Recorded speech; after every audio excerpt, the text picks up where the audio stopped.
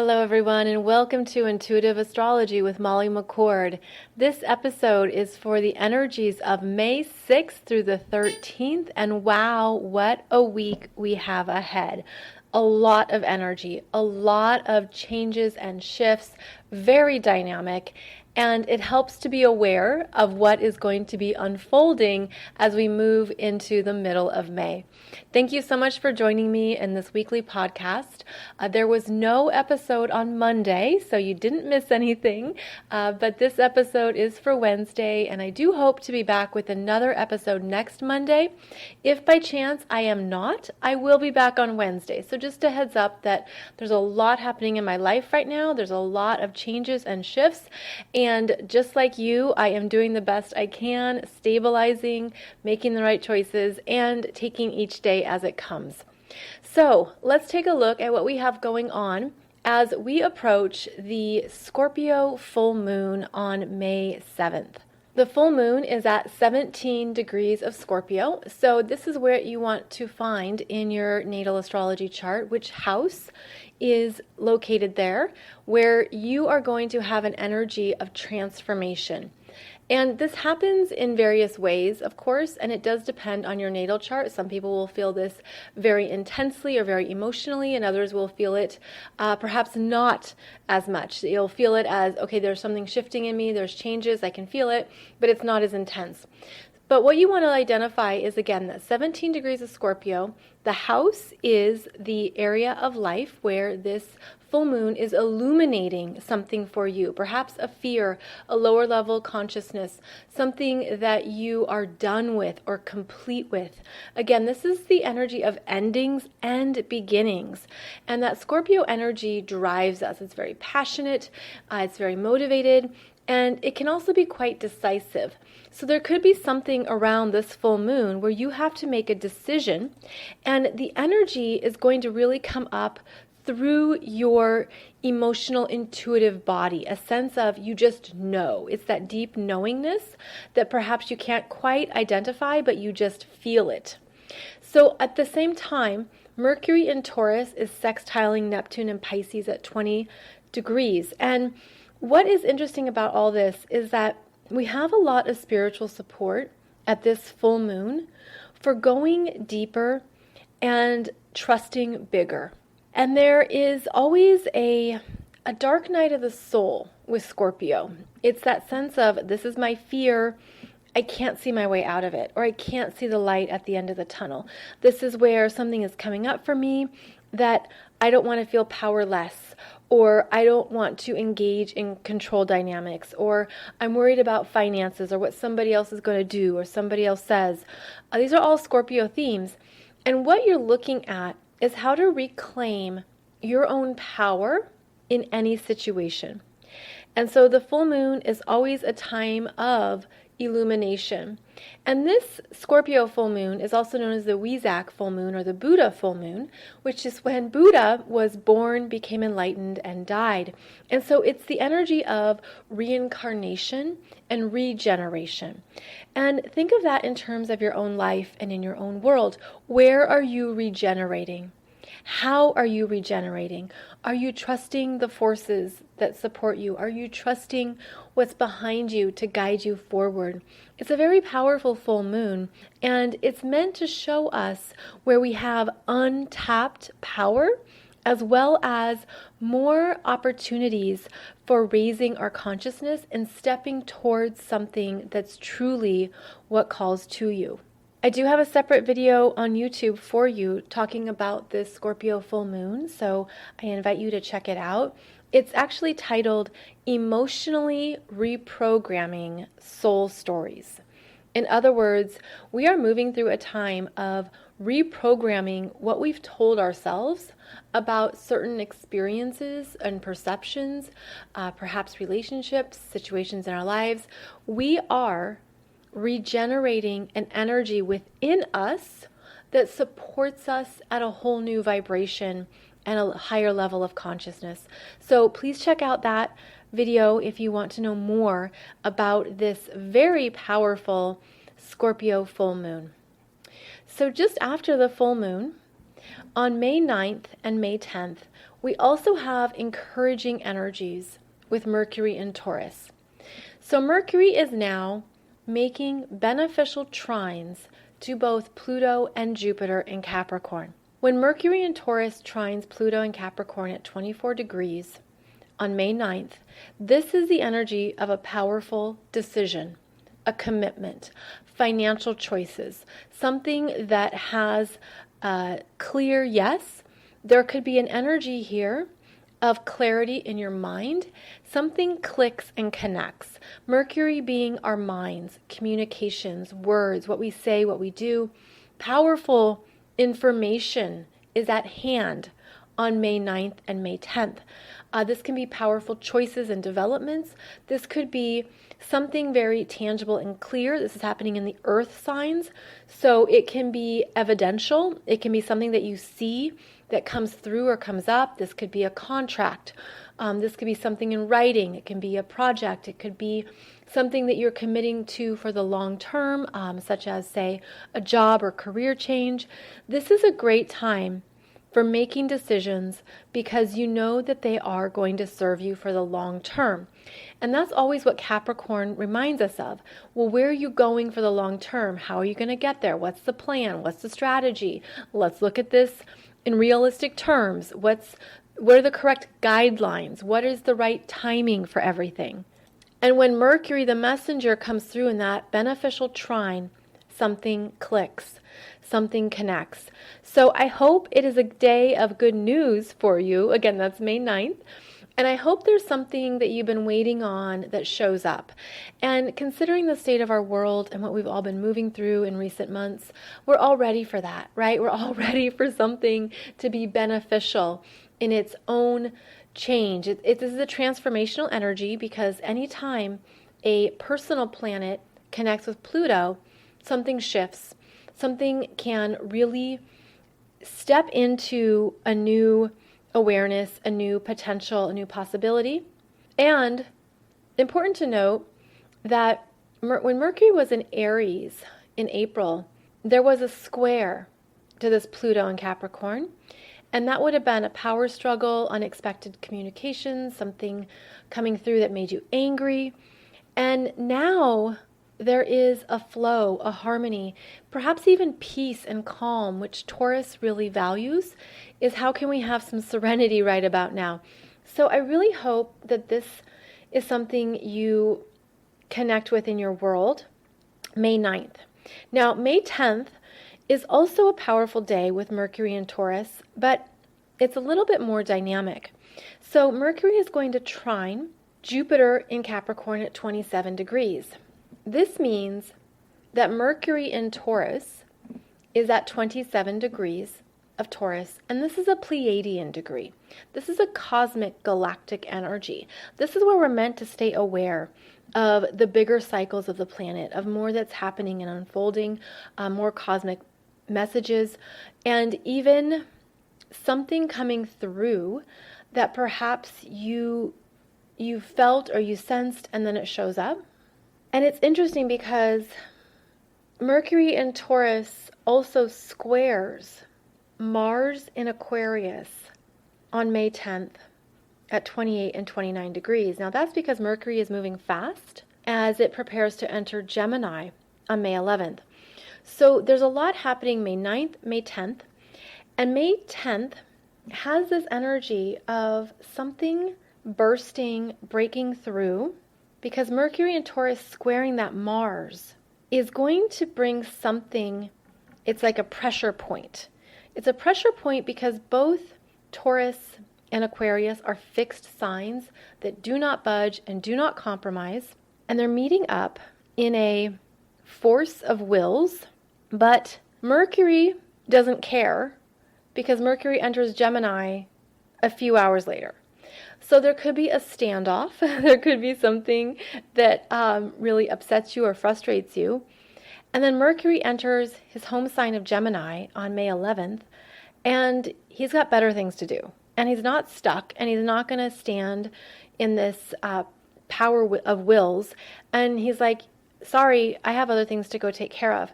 So there's something about a pressure point on May 10th But it feels cosmic. It's really interesting because when I go back to this Mercury and Taurus trining Jupiter and Capricorn, that's always a beneficial development. That's something positive and resourceful. That is something that supports your livelihood or your world. Again, physical, tangible, something that you can see.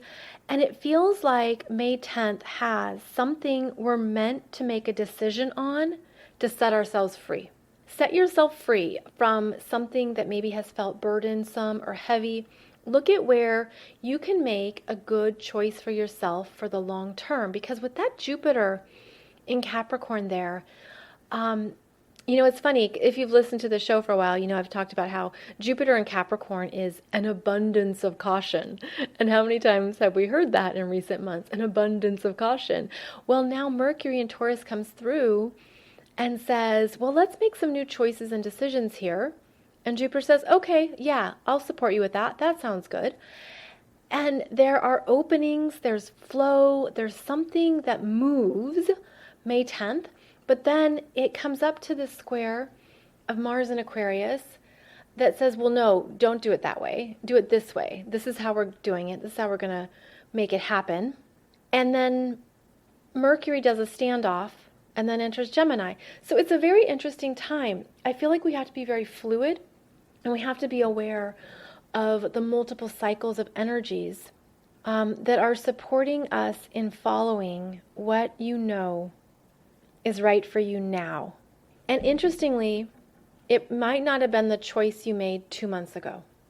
Because look at how much we've all changed in terms of perhaps our priorities or our clarity and what matters and what we need and what we want. It's like there's something that shifted in our brains. Okay, so now they're telling me May 10th is actually a day of some deeper cosmic programming or deeper, bigger picture perspective that helps us mentally move forward into this next version of our daily lives. Because we've been grasped and pulled out of what we knew our daily lives were. And as we begin to slowly emerge from our cocoons, we're being given more insights that are actually of a higher frequency and vibration around what is true for you now. So it's actually quite encouraging, but you're going to have a choice point to make around what you used to choose versus what you want to choose now.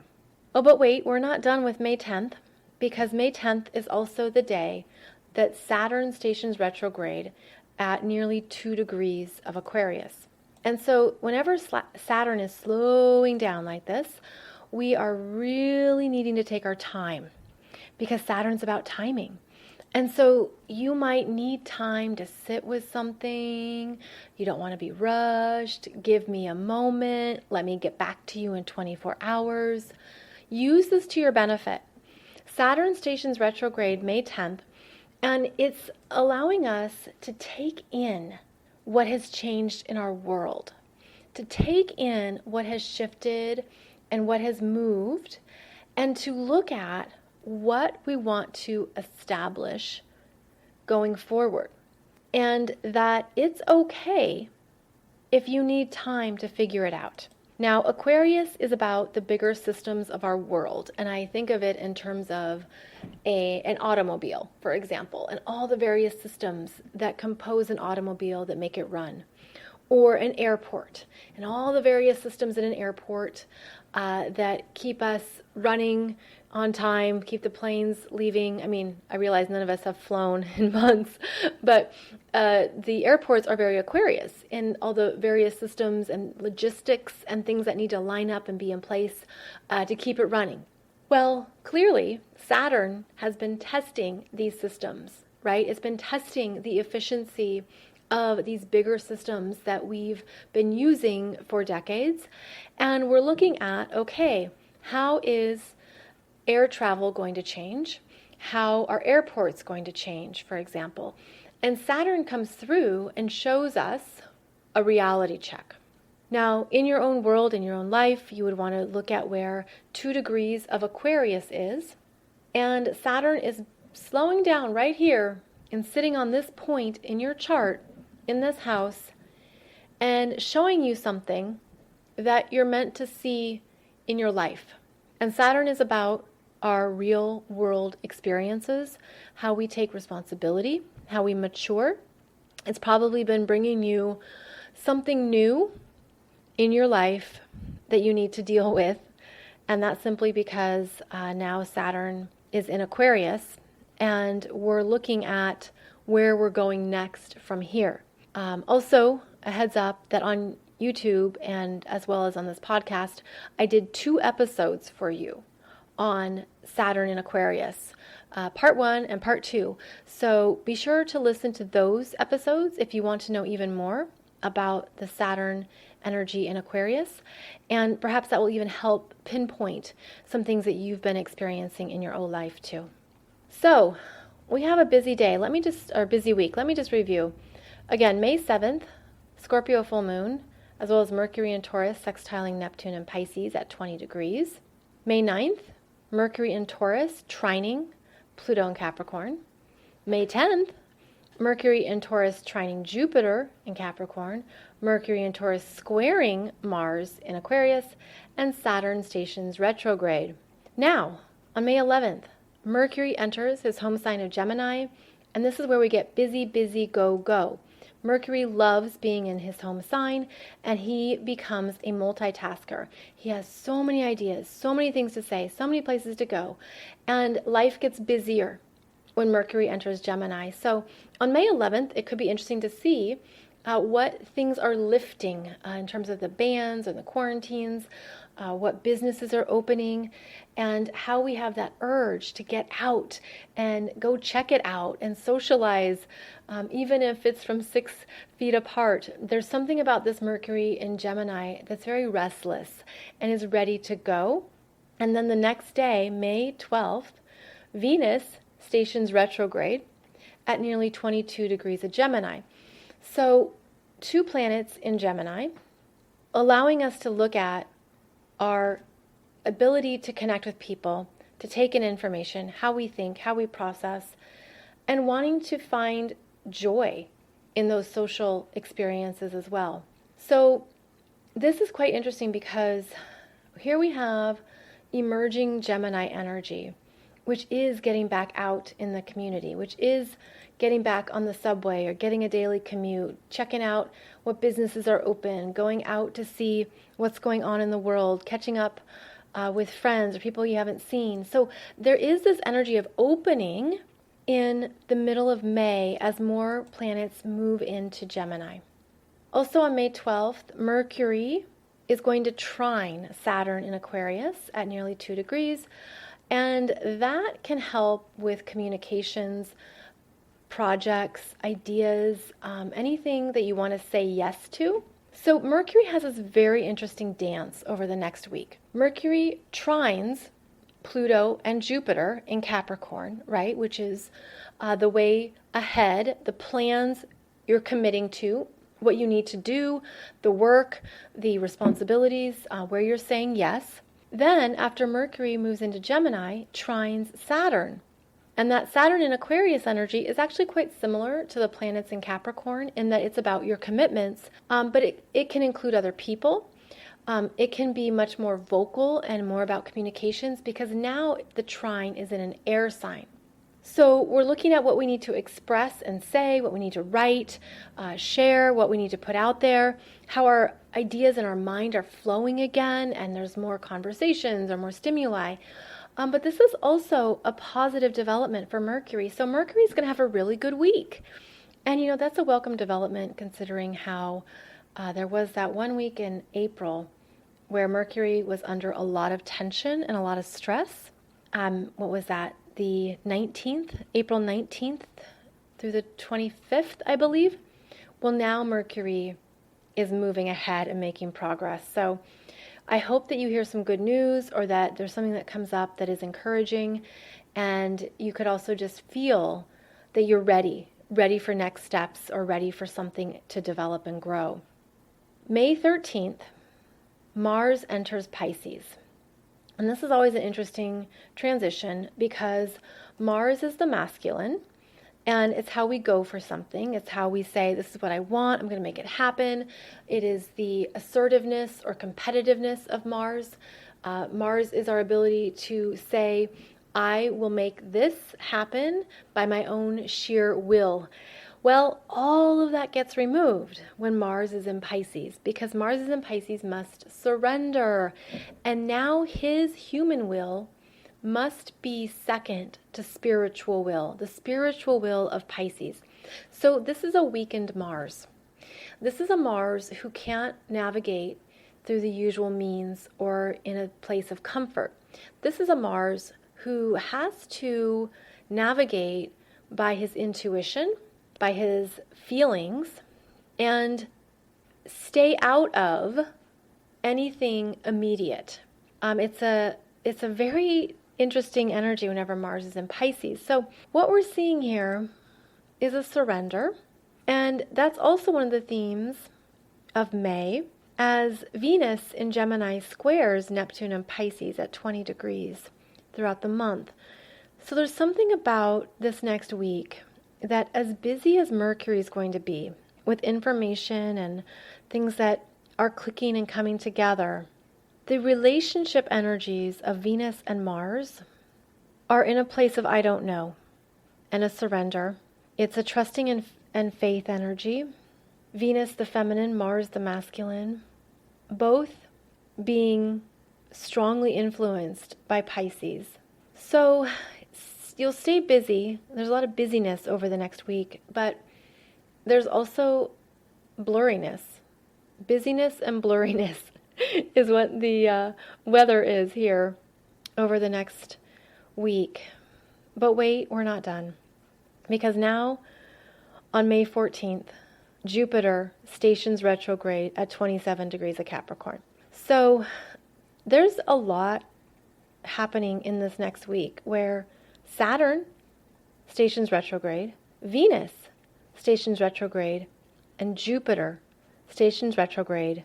But Mars is doing fantastic and is in his element and is making deals and committing to plans, and things are moving. So what that means is the Mercury energy is about the day-to-day. Okay, it's not long-term, it's short-term stuff. So make the best of each day. Today I'm going to do this, something connects, you get a green light, you get a yes, awesome. That is encouraging. It's like encouraging smaller, shorter steps. But the bigger picture is that these other planets stationing retrograde are saying there is a bigger slowdown here. And there is a cycle that is asking us to retreat and reprioritize and to trust that process. When Jupiter stations retrograde, as with all retrogrades, we go to the RE word of recommit, reconsider, review, etc. And in Capricorn, Jupiter got all the way to 27 degrees of Capricorn and is going to retrograde back to 17 degrees until September 13th. So it appears that this is a time of realigning with the correct life goals for you, where Jupiter has probably brought up and out a number of things, showed you what is changing permanently. That's because Jupiter is still traveling with Pluto. So this is big life changes. And we can see that globally, economically, in politics, all around the world, right? We can see the big permanent changes. Well, what's happening for us individually is that we're really needing to take some time to look at, what do I want to commit to going forward? Based on what I've learned, based on what I've come to understand, based on the knowledge I've collected. Because Jupiter is about expansion of information and how we are remaining positive, we're learning as we go, we're open to new information. And this is a Jupiter that needs time to retreat and reassess. And I think of it as a hermit. It's hermit time, not to be confused with hammer time. it's hermit time, and it means that there could be some things that you're needing to get clearer on after a first round or a first take on it. And now it's like, okay, so what does this really look like? What does this really mean? What are the long-term manifestations of this, etc.? So the Jupiter retrograde is retraction, and it's always a review period, but it helps you practice your mastery. Practicing your mastery and giving yourself time to not make it happen or force anything through. It feels like this is a week of really coming back to what matters now and giving yourself that space to just be. Now, the sun is in lovely Taurus, and this is where we feel grounded, centered, stabilized. Taurus is a turtle, prefers to go slow, take its time, not be rushed. And I feel like we're being given some opportunities here to really check in with ourselves before rushing ahead, before getting back to work or back to life or back outside. It's a time to ensure you are now traveling with what really matters.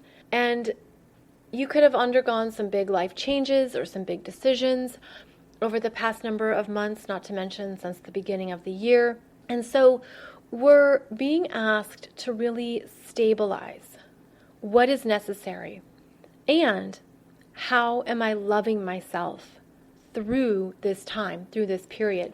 How am I showing up with love for who I am, what I've decided, what I needed to do? How am I loving myself for my ability to be in my power and to feel good about the skin I'm in?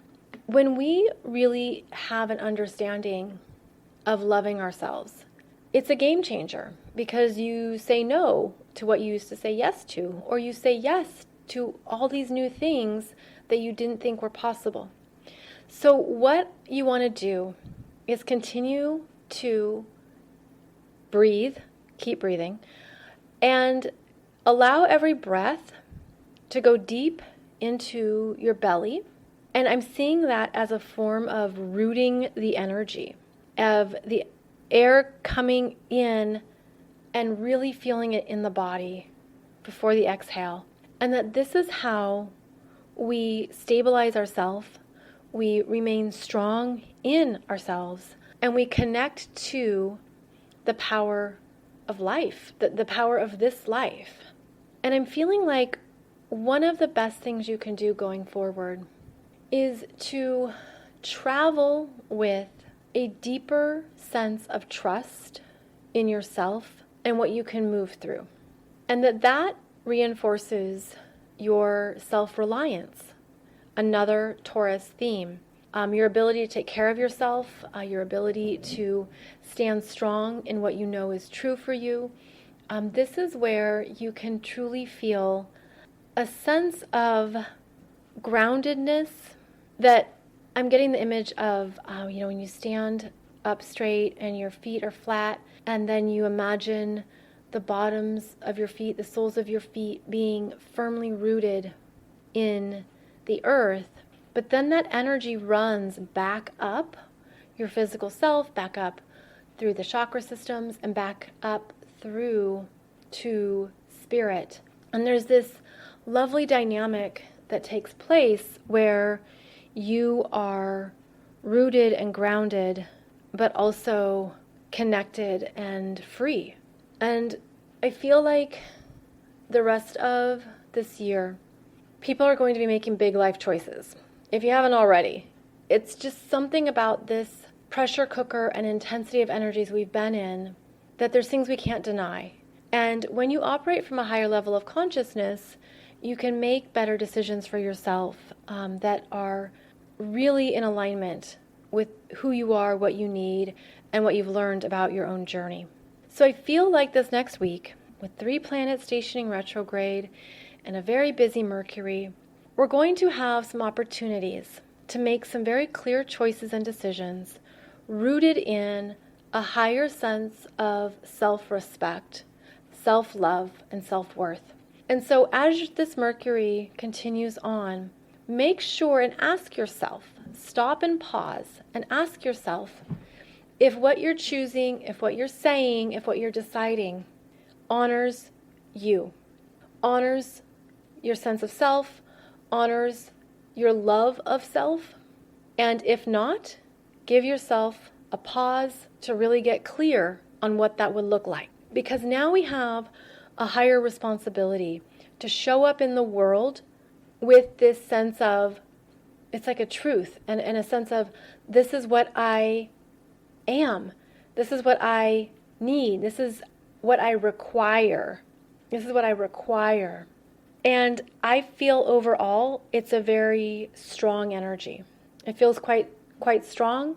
And I hope it helps boost your self-confidence and self-esteem. And I hope it helps you remember, oh, this is so beautiful. Remember how soul, source, spirit, the universe views you and sees you as a beautiful beacon of love. And that, we come into the human experience and there's certain things we have to choose. And there are certain things we have to be. There's limitations. There's things that we have to go through, whether that's the karma or the healing or the lessons. And there's a lot that comes up in our identity and our programming and what we think we want and what we can do professionally and on and on and on. But through the eyes of God, Source, Spirit, the universe, you are simply loved. They're showing me how that's meant to be absorbed into your skin, to just feel that you're loved. And you might even start to feel yourself relax, like your shoulders relax, your jaw unclenches. There's a tightness in your hips or your legs or your arms. It's like it relaxes when it's loved. So relax into that feeling of pure acceptance and divine love, and it's going to help you make the right choices, decisions, and everything else over this next week and beyond. But that's one of our assignments right now, is to simply receive pure unconditional love. And how does that change you? How does that shift you? What can you now do for yourself, knowing you are loved unconditionally? And hopefully that not only grounds you, but it sets you free. It sets you free that there's no wrong choice. There's actually no wrong choice. I mean, from the higher realms, from the spiritual realms, there's no wrong choice. It's like this, never-ending choose your own adventure where you could go down the ladder or climb up the ladder. You could go over here down this path. You could go down the really short, dark, windy road, etc., etc. There's something that we're meant to remember around being in that place of loving ourselves purely and allowing that to be enough.